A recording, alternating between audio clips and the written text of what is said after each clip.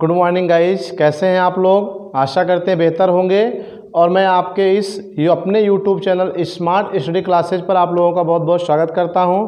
तो आइए हम आज एक नए लेक्चर वीडियो के साथ आप लोगों से चर्चा करेंगे, जो कि यह लेक्चर वीडियो आपका आनुवांशिकता और विभिन्नता चैप्टर पर ही आधारित है। इसका पहला वीडियो जो मैंने आपको दिया था उसमें आनुवांशिकता के बारे में आपको डेफिनेशन बताया था, आनुवांशिक लक्षण क्या है, आनुवांशिकी क्या है, आनुवांशिकता क्या है, ये बताया था। और फिर से मैं दूसरा वीडियो जो प्रोवाइड किया उसमें आनुवांशिकी के जनक, नींव और मेंडल्स के नियम और प्रयोगों के बारे में हम चर्चा किए थे, जिसमें मेंडल का पहला प्रयोग आपको फर्स्ट एक्सपेरिमेंट ऑफ मेंडल्स, ठीक है, बताया था। और मेंडल ने किस पौधे पर प्रयोग किया था ये भी बताया था, मटर के पौधे पर, और इसका वैज्ञानिक नाम भी बताया था, पाइसम सटाइवम।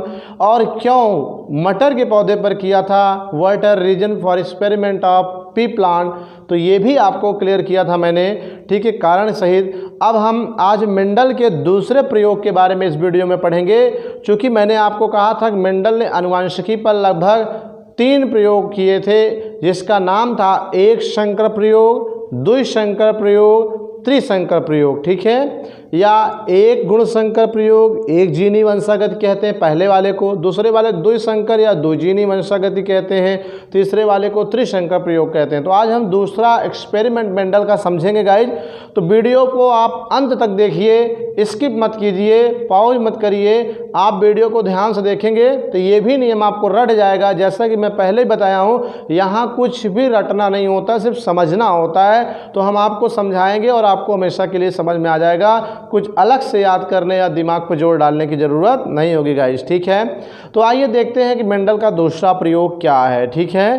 आपको एक बार रिपीट करा दें कि मेंडल ने अपना प्रयोग, ठीक है, मटर के पौधे पर किया था, पहला भी, दूसरा भी, तीसरा भी, ठीक है। और इस प्रयोग के लिए मेंडल ने 7 आनुवांशिक लक्षण वाले पौधों को क्या किया था, सेलेक्ट किया था, जिसमें लाल और सफ़ेद पुष्प के बीच जो संकरण की प्रक्रिया और परिणाम है वो पहले प्रयोग में किया था, ठीक है। या आप लंबे और नाटे तने की बात कर लीजिए कि मेंडल ने पहले प्रयोग में क्या किया, एक लंबे और एक नाटे तने पौधे को लेकर उसके बीच संकरण कराया। तो जो पौधा मिला वो लंबा मिला, ठीक है, उसे F1 पीढ़ी कहते थे। और लंबे वाले F1 पीढ़ी को फिर से जब सेकंड पीढ़ी के लिए उन्होंने F2 जनरेशन के लिए उगाया, तो इस बार 3 लंबे एक बौने हुए, अर्थात F2 पीढ़ी के पौधों का अनुपात 3:1 रहा, ठीक है।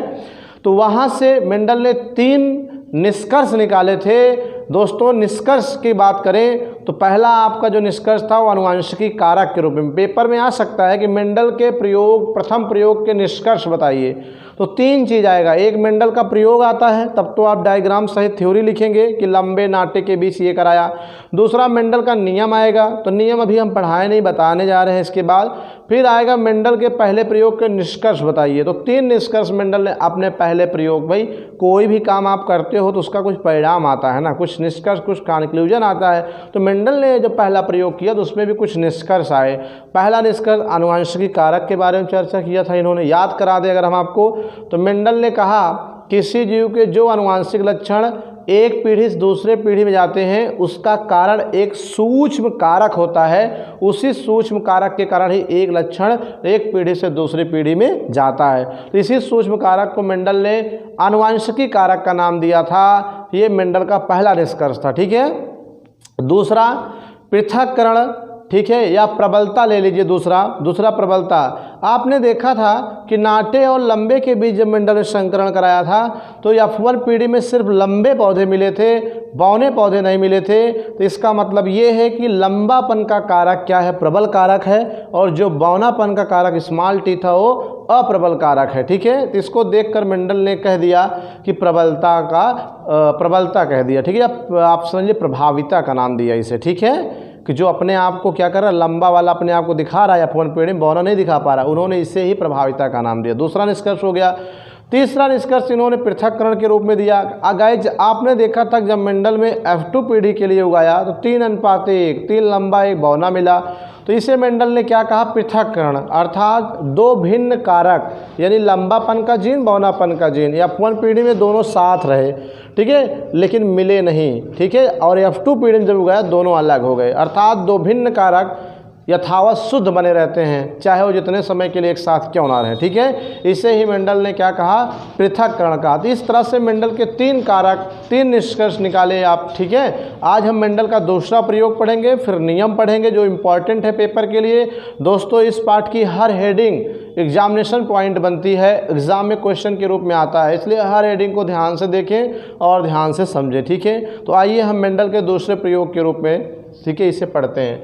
तो guys, subject biology, class 12, chapter का नाम आनुवंशिकी एवं विभिन्नताएं हैं, जेनेटिक्स एंड वेरिएशन।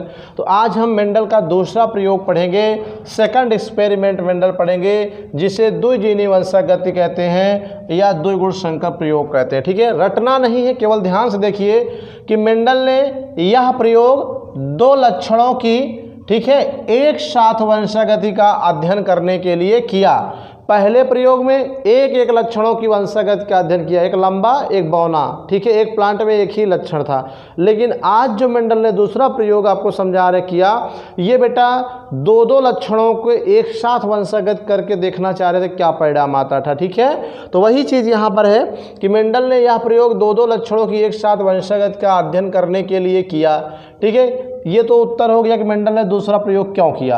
अब इसमें किया क्या, यहाँ से इम्पॉर्टेंट है गाइस। ठीक है, कि इस प्रयोग में मेंडल ने एक गोल पीले बीज पत्र वाले पौधा लिया। ठीक है, मटर का एक ऐसा पौधा लिया जिसका बीज गोल और बीज पत्र क्या है, पीले रंग का है। वह दूसरा पौधा जो लिया हरे झुर्रीदार, कौन सा, हरे झुर्रीदार बीज पत्र वाले मटर का पौधा लेकर के उसमें संकरण कराया, जिससे F1 पीढ़ी के पौधे सिर्फ और सिर्फ क्या प्राप्त हुए, पीले गोल बीज पत्र वाले हुए। समझ गए, क्या हुए, गोल और पीले बीज पत्र वाले सिर्फ पौधे प्राप्त हुए। जैसे पहले प्रयोग में मेंडल ने क्या किया था गाइस, बोलो, लंबे नाटे को लिया तो सिर्फ लंबा मिला, राइट, नाटा नहीं मिला F1 में। वैसे मेंडल ने दूसरे प्रयोग में क्या किया, 2 लक्षणों वाले मटर पौधे लिए।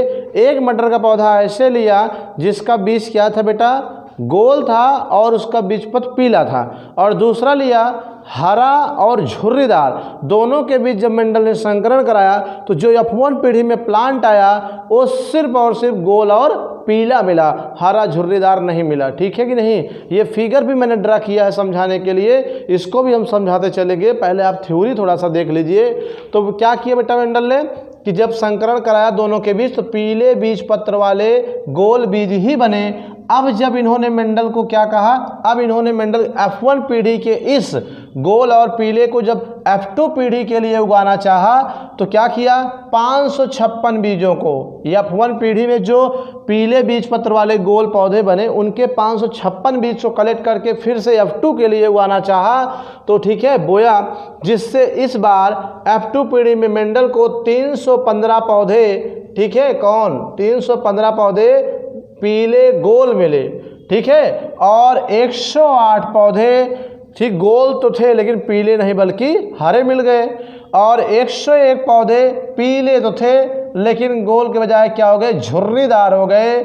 ठीक है कि नहीं, और 32 पौधे ऐसे मिले जो हरे थे लेकिन झुर्रीदार थे। ठीक है कि नहीं, अतः इस प्रयोग में F2 पीढ़ी में, ठीक है, इंपॉर्टेंट है, F2 पीढ़ी में पौधों का अनुपात कितना रहा, 9:3:3:1 रहा। समझ में आई बात कि नहीं। तो इस तरह से ये मेंडल का आपका क्या था, दूसरा प्रयोग था। इसमें कुछ ज़्यादा रटना नहीं है, सिर्फ आपको ओरल रूप से इतना ध्यान रखो कि दूसरे प्रयोग मेंडल ने गोल पीले बीज पत्र वाले मटर का पौधा लिया, हरे झुर्रीदार लिया, दोनों में संकरण कराया।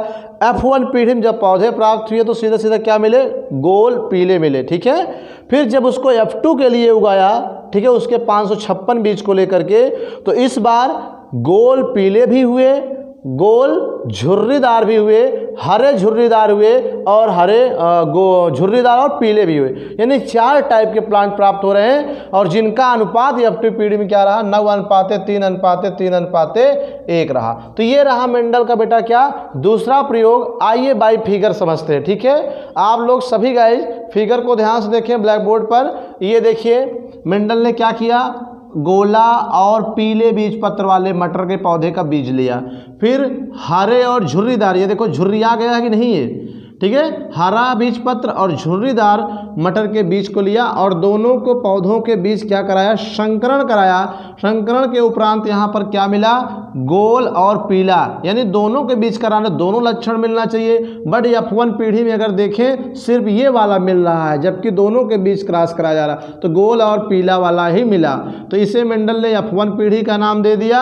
ठीक है, अब इस वाले पौधे के 556 बीज को कलेक्ट करके पुनः इसे उगाया, ये जानने के लिए कि अब क्या होता है। तो जब इसको फिर से उगाया तो देखा कि इस बार परिणाम उल्टा था। उल्टा का मतलब गोल पीला जो यहाँ मिला सिर्फ, तो ये गोल पीला तो मिला ही, लेकिन गोल के साथ हरा आ गया। समझ गए कि नहीं, यहाँ पर गोल के साथ पीला है ना, लेकिन उल्टा हो गया कि गोल पीला तो मिला है लेकिन गोल हरा भी आ गया, अर्थात ये हरा वाला जो कैरेक्टर था अनुवांशिकी कारक वो गोल के साथ में आ गया। ठीक है, गोल हरा मिला और झुर्रीदार पीला मिला। झुर्रीदार के साथ हरा होना चाहिए, लेकिन देख रहे हैं झुर्रीदार के साथ पीला वाला इधर आ गया, हरा वाला इधर आ गया, तो झुर्रीदार पीला मिल गया। और कुछ पौधे हरे और झुर्रीदार मिले, अर्थात जिस रूप में जनक था हरा और झुर्रीदार, ये जनक पीढ़ी, इसको जनक पीढ़ी कहते हैं, P1 पीढ़ी। ठीक है, और ये हरा और झुर्रीदार भी आपको मिल गया।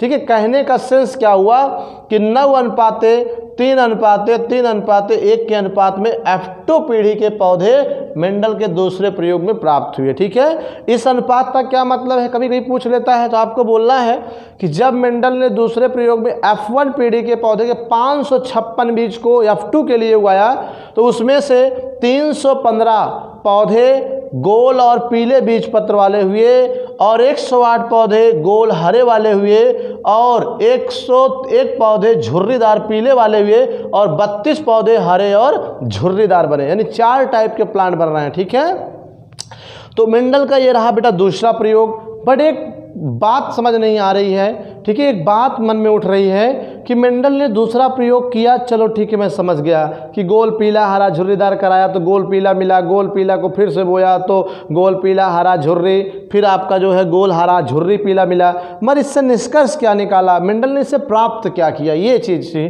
ठीक है, यहाँ पर जानना जरूरी है। तो गाइस ध्यान दीजिए फिगर पर, अगर तो यहाँ पर मेंडल ने गोल और पीले वाले को, ठीक है, ये प्रबल लक्षण माना, प्रबल कारक, और इसको हरे झुर्रीदार को क्या माना, अप्रबल कारक माना। समझ गए कि नहीं।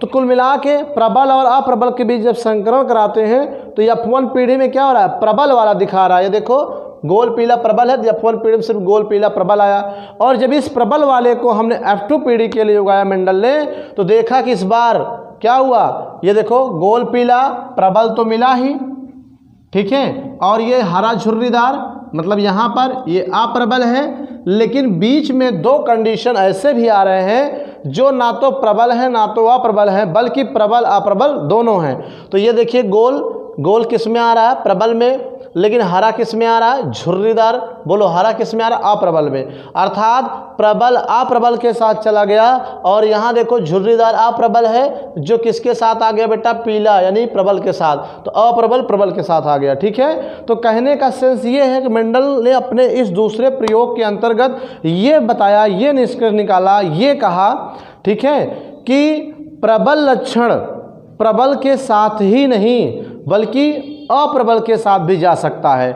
जैसे यहाँ पर देखो गोल और पीला प्रबल है, तो गोल को पीले के साथ रहना चाहिए, लेकिन यहाँ पर देखो गोल हरे के साथ चला गया, जबकि हरा अप्रबल है, यानी एक प्रबल दूसरे अप्रबल के साथ चला गया। ठीक है, और क्या कहा, अप्रबल के साथ तो रहेगा ही, साथ में वो प्रबल के भी साथ जा सकता है। जैसे देखो हरा झुर्रीदार दोनों अप्रबल हैं, यहाँ दोनों अप्रबल हैं, लेकिन यहाँ पर अगर ध्यान दो झुर्रीदार के साथ क्या आ गया, पीला, तो झुर्रीदार अप्रबल है, पीला प्रबल है, यानी अप्रबल के साथ क्या आ गया, प्रबल आ गया। ठीक है कि नहीं। तो इस तरह से ये मेंडल का क्या रहा बेटा, दूसरा प्रयोग रहा। तो मैं एक बार फिर से ओरल रूप से आपको समझा देना चाह रहा हूँ कि मेंडल का दूसरा प्रयोग क्या है। क्या बोलोगे, रटना नहीं, केवल ध्यान दो कि मेंडल ने अपने दूसरे प्रयोग में, ठीक है, क्या किया, 2 मटर के पौधे लिए, जिसमें एक गोल और पीले बीज पत्र वाले और एक हरे झुर्रीदार, दोनों के बीच जब क्रॉस कराया, संकरण कराया, तो F1 पीढ़ी में सिर्फ प्रबल अर्थात गोल पीले बीज वाले ही पौधे बने। जब उसके 556 बीजों को F2 के लिए उगाया, ये देखने के लिए अब क्या होता है, तो इस बार जो पौधे प्राप्त हुए बेटा वो 9:3:3:1 के अनुपात प्राप्त हुए। अर्थात गोल पीला भी मिला, हरा झुर्री भी मिला, लेकिन गोल के साथ पीला तो मिला ही, लेकिन गोल के साथ हरा भी मिल गया, और झुर्रीदार पीला तो था ही, लेकिन झुर्रीदार के साथ क्या हुआ, हरा भी मिल गया। ठीक है कि नहीं? तो ये 4 प्रकार के यहाँ पे पौधों का अनुपात। इससे मेंडल ने यही निष्कर्ष निकाला कि प्रबल लक्षण प्रबल के साथ तो रहेगा ही, लेकिन अप्रबल के साथ भी जा सकता है, और अप्रबल लक्षण अप्रबल के साथ तो क्या होता है, वंशागत ही होता है, लेकिन अप्रबल प्रबल के साथ भी वंशागत कर सकता है। इस ऐसा करने के लिए क्या है, स्वतंत्र हैं। यहीं से मेंडल के स्वतंत्र अभ्यूहन का नियम निकलता है दोस्तों, अर्थात लॉ ऑफ इंडिपेंडेंट असॉर्टमेंट निकलता। अभी हम नियम को बताएंगे। तो ये रहा मेंडल का दूसरा प्रयोग। आई होप कि आपको समझ में आया होगा। आप लैंग्वेज नोट करिए, फिगर नोट करिए, ड्रा करिए, फिर हम आगे बढ़ते हैं। ठीक है, तो नोट कर लिया होगा आप लोगों ने। आइए हम मेंडल के पहले प्रयोग और दूसरे प्रयोग के उपरांत जो मेंडल के 3 नियम तैयार हुए, उन तीनों तैयार नियमों को हम क्या करते हैं, पढ़ते हैं, जो कि एग्जामिनेशन में आपके पूछा जाता है। आप आंसर उठाइए, पेपर उठा लीजिए, पिछले 2-3 साल का स्टडी कर लीजिए, देख लीजिए, कम से कम इस पार्ट से 7 नंबर या 8 नंबर के क्वेश्चन पूछे जाते हैं हर साल। ठीक है, जिसमें मेंडल का प्रयोग और मेंडल का नियम बहुत ही इंपॉर्टेंट होता है। इसके आने के चांसेस ज़्यादा से ज़्यादा होते हैं। तो मैंने प्रयोग आपको दोनों बताया, उस प्रयोग से 3 नियम निकले, जिसमें 2 नियम पहले प्रयोग से, 1 नियम दूसरे प्रयोग से निकला। तो अब हम दोनों प्रयोग बताने के बाद तीनों नियम को हम चल रहे हैं पढ़ने के लिए। ठीक है, तो आइए ध्यान से देखते हैं। यहाँ पर मैंने लिखा बेटा मेंडल्स लॉ, अर्थात मेंडल का नियम। ठीक है, मेंडल के कुल 3 नियम। कितने नियम बेटा? 3 नियम हैं जो इस प्रकार हैं। ठीक है, 3 नियम है जो इस प्रकार है। ध्यान देने वाली बात है, जो ये मैंने लिखा है, पहला नियम प्रबलता या प्रभाविता का नियम, दूसरा लिखा पृथक्करण या विसंयोजन या युग्मकों की शुद्धता का नियम या संकरों के विलगन का नियम। ये जो 2 नियम है बेटा, ये दोनों नियम पहले प्रयोग से निकले हैं। ठीक है, पहले एक्सपेरिमेंट से निकले हैं। और जो तीसरा आपको पढ़ाएंगे स्वतंत्र अभ्यूहन का नियम, वो आपके दूसरे प्रयोग से निकला है। इसको ध्यान रखिएगा। आइए मेंडल के पहले प्रयोग जो वेरी इंपॉर्टेंट है एग्जामिनेशन के लिए, तो देखते हैं प्रबलता या प्रभाविता का नियम। सबसे पहली बात, एक बात और ध्यान दो बेटा, मेंडल का प्रयोग तो मेंडल ने किया है, लेकिन मेंडल के तीनों नियम मेंडल ने नहीं दिया है, बल्कि उसे कार्ल कोरेंस ने दिया है। लेकिन कहा जाता है मेंडल का नियम, क्योंकि कार्ल कोरेंस ने मेंडल के जो निष्कर्ष थे उसी से नियम बनाया, तो मेंडल को समर्पित कर दिया, इसीलिए मेंडल का नियम कहा जाता है। लेकिन मेंडल ने नहीं दिया इस नियम को, बल्कि कार्ल कोरेंस ने दिया। ठीक है, तो ध्यान दीजिए, पहले नियम को क्या कहते हैं बेटा? प्रभाविता या प्रबलता का नियम। ठीक है, कार्ल कोरेंस ने मेंडल के दूसरे निष्कर्ष को, ठीक है, दूसरे निष्कर्ष को, मेंडल ने कितने निष्कर्ष निकाले थे? 3। दूसरा क्या था? प्रभाविता या प्रबलता। तो वही कह रहे हैं, कार्ल कोरेंस जो थे वो मेंडल के दूसरे निष्कर्ष अर्थात प्रभाविता को ही प्रथम नियम के रूप में क्या कर दिया? घोषित कर दिया। समझ गए कि नहीं? तो मेंडल ने जो अपना दूसरा निष्कर्ष निकाला था गाइस, ठीक है, क्या? पृथक्करण, प्रभाविता या प्रबलता, उसी को कार्ल कोरेंस ने नियम के रूप में घोषित कर दिया कि मेंडल का ये पहला नियम है। क्या है इस नियम में? ध्यान दीजिए, रटना नहीं है। यहाँ प्रबलता या प्रभाविता का नियम जो दिया है, यही हेडिंग से आप निकाल लीजिएगा। पहले नियम देखो, ये कह रहा है कि यदि किसी लक्षण के विपरीत कारक, ठीक है, किसी लक्षण मतलब जैसे मटर के पौधे का हो गया, किसी भी पौधे का ले लीजिए पार्टिकुलर, विपरीत कारक मतलब जैसे एक लंबा और एक नाटा तना वाला। तो लंबा और नाटा क्या है? विपरीत। बोलो, लंबे वाले का जीन और नाटे वाले का जीन। लंबे वाले को कैपिटल टी से, नाटे वाले को स्मॉल टी से दिखा है। तो ये कैपिटल टी स्मॉल टी क्या है? बोलो, नाटे और लंबे लक्षण के कारक हैं। ठीक है, तो यहाँ पर वही कह रहा है कि यदि किसी लक्षण के विपरीत कारक यानी कि स्मॉल टी व कैपिटल डी साथ साथ हो, तो केवल प्रबल कारक ही दृश्य रूप अर्थात लक्षण का प्रकटन होता है। प्रबल की उपस्थिति में अप्रबल का प्रकटन नहीं होता है। ठीक है, प्रकटन नहीं होता है। ये रहा मेंडल का पहला नियम। तो आइए हम याद कैसे रखेंगे। तो अब आप बताइए, सपोज करिए एक क्लास में एक टीचर क्या है और एक स्टूडेंट, 2 लोग हैं, तो प्रबल कौन माना जाएगा? बोलो, स्टूडेंट टीचर की अपेक्षा कम प्रबल माना जाएगा हर पावर में, लेकिन टीचर क्या है? प्रबल है, स्टूडेंट अप्रबल है। मान लीजिए किसी बच्चे ने गलती किया, तो कौन बोलेगा? टीचर बोलेगा ना, क्योंकि वो प्रबल है, उसकी अथॉरिटी बनती है। जब टीचर ना हो तब बच्चा उससे उलझे, अगर टीचर है तो टीचर उससे डांट देगा तो और इस बच्चे को कहेगा तुम चुप रहो, तो बच्चा चुप रहेगा। अर्थात टीचर प्रबल, बच्चा अप्रबल, दोनों की उपस्थिति में अगर साथ साथ हो तो केवल प्रबल वाला ही अपने आप को क्या करेगा? रिप्रेजेंट करेगा, दिखाएगा अपना लक्षण, अप्रबल नहीं दिखाएगा। ठीक है, जैसे मेंडल के पहले प्रयोग में नाटे तने और लंबे तने वाले के बीच जब संकरण कराया, दोनों साथ आए, तो जब उसको प्लांट बनाना हुआ तो कौन सा प्लांट बनाया? लंबा बनाया। क्या उस F1 पीढ़ी में लंबा जरूर दिखा, क्या बौना लक्षण नहीं था? अगर ना होता तो F2 में कहाँ से बौना आता? लेकिन बस शर्त क्या था कि जब लंबा और बौना दोनों साथ साथ होते हैं तो लंबा प्रबल है तो अपने आप को सिर्फ दिखाएगा, जहाँ प्रबल होगा वहाँ प्रबल अपने आप को प्रकटन नहीं कर पाएगा, अर्थात अपना लक्षण नहीं दिखा पाएगा। इसी को मेंडल का प्रबलता और अप्रबलता का नियम कहते हैं। ठीक है, तो यहाँ पर जैसे लिख दे रहे हैं, जैसे मेंडल, ठीक है, के पहले प्रयोग में, ठीक है, F1 पीढ़ी में प्राप्त पौधे, ठीक है, पौधे अर्थात केवल लंबा पौधा, ठीक, लंबे पौधे, राइट। मतलब प्रबलता का उदाहरण क्या है कि मेंडल के F1 पीढ़ी में जो केवल लंबा पौधा प्राप्त हुआ, उसका मतलब क्या हुआ? प्रबल वाला अपने आप को प्रकटन कर रहा है, अप्रबल उसके आगे क्या है? कुछ नहीं, अपने आप प्रकट नहीं कर पाएगा। यही मेंडल का क्या है? प्रबलता का नियम या प्रभाविता का नियम है। समझ में आ गई बात? आइए दूसरे नियम को हम लोग देखते हैं गाइस। दूसरा नियम जो हमारा बेटा पृथक्करण का नियम या विसंयोजन के नाम से भी आ सकता है, या युग्मकों की शुद्धता के नियम से भी आ सकता है, या इसे संकरों के विलगन का नियम भी कहते हैं। विलगन मीन्स अलग होना, पृथक्करण क्या नियम है? कार्ल कोरेंस ने भी दिया, इसे भी कार्ल कोरेंस ने दिया।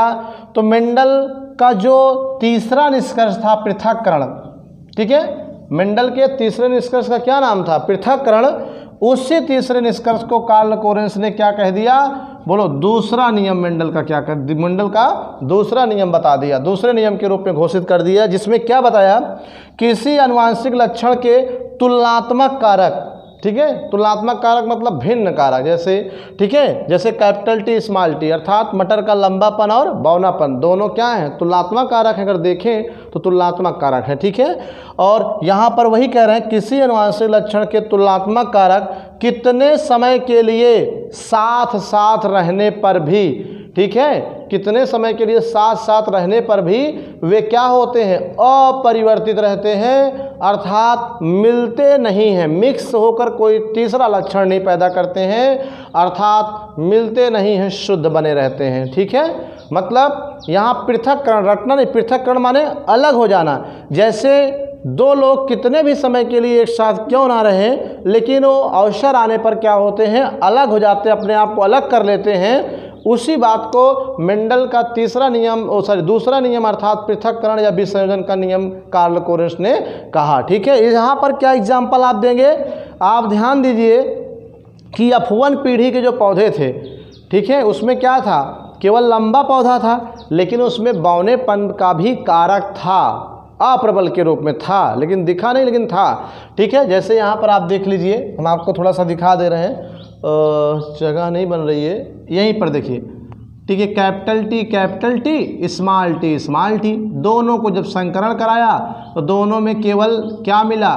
बोलो, लंबा मिला। कौन सा पौधा मिला? लंबा। लेकिन यहाँ स्पष्ट दिख रहा है कैपिटल टी और स्मॉल टी, ये प्रबल है या प्रबल, दोनों साथ साथ हैं, तो केवल कैपिटल टी दिखा, प्रबल वाला अप्रबल नहीं। लेकिन जब इसे F2 पीढ़ी के लिए आपने उगाया तो इस बार क्या हुआ? लंबा भी मिला और बौना भी मिला। तो अब आप बताइए कि जो अभी लंबे और बौने F2 में अलग हो रहे हैं, ये F1 पीढ़ी में दोनों साथ में तो थे, अगर ये मिल गए होते तो क्या यहाँ पर ये अलग हो पाते? नहीं अलग हो पाते। लेकिन ये F2 पीढ़ी में क्या हो गए? साथ रहने पर भी F2 पीढ़ी का जब समय आया तो अलग हो गए। इसे ही क्या कहते हैं? पृथक्करण या विसंयोजन का नियम या युग्मकों की शुद्धता का नियम। युग्मक उसके क्या थे? शुद्ध थे, वो मिले नहीं साथ रहने पर भी। ठीक है, तो ये रहा आपका बेटा पृथक्करण का नियम। तो ये दो नियम आप नोट कर लीजिए। ठीक है कि नहीं। हम आपको क्या करते हैं, इस नियम को फिर से एक बार ओरल बताते हैं, ठीक है। मतलब पहले में क्या याद रखना है, बोलो बेटा। प्रबलतम क्या है कि दो भिन्न लक्षणों के कारक एक साथ, ठीक है, यानी प्रबल और अप्रबल कारक जब दोनों एक साथ होंगे तो केवल प्रबल कारक ही अपने आप को दिखाएगा, अप्रबल नहीं। जैसे मेंडल की F1 पीढ़ी में, ठीक है, नाटे और लंबे के बीच संकरण कराया, सिर्फ लंबा प्राप्त हुआ, नाटा नहीं। ये पहला नियम हो गया प्रबलता का। दूसरा पृथक्करण में क्या है कि मेंडल की F1 पीढ़ी में, ठीक है, कैपिटल टी स्मॉल टी, यहाँ देख सकते हो दोनों हैं, वो बेशक लंबा दिख रहा है लेकिन है दोनों। तो लेकिन जब F2 पीढ़ी के लिए उगाते हो तो लंबा अलग नाटा अलग, यानी लंबा वाला कारक और नाटा वाला कारक दोनों अपने आप को अलग कर लिए, अर्थात साथ रहने पर भी इतने समय तक वो आपस में मिले नहीं। F2 पीढ़ी जैसे ही अपने आप को अलग कर लिए। तो ये लॉ ऑफ सेग्रीगेशन है, मेंडल का सेकंड नियम है, लॉ ऑफ सेग्रीगेशन कहते हैं। तो ये दोनों नियम नोट कर लीजिए, ठीक है गाइज। और अब हम मिलते हैं नेक्स्ट वीडियो में, तब तक के लिए धन्यवाद। और हाँ, कुछ लोग कहते हैं कि वीडियो साफ नहीं दिख रहा। अगर साफ न दिख रहा हो तो यूट्यूब चैनल जब चलाते हैं तो वहाँ पर 3 डॉट होते हैं किनारे कोने पर, 3 ऐसे बिंदी, उसको टिक करिए, वहाँ से क्वालिटी बढ़ाइए, साफ दिखेगा गाइस, ठीक है। तो thank you for watching this video. मिलते हैं नेक्स्ट नियम, तीसरे नियम के साथ नेक्स्ट वीडियो में, ठीक है। तब तक के लिए धन्यवाद।